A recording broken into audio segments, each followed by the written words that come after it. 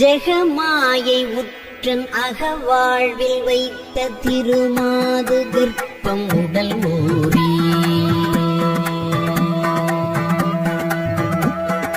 ஜெகமாயை உற்றன் அகவாழ்வில் வைத்த திருமாது கர்ப்பம் உடல் ஊறி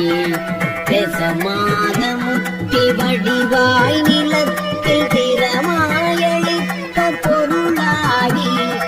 ரசமா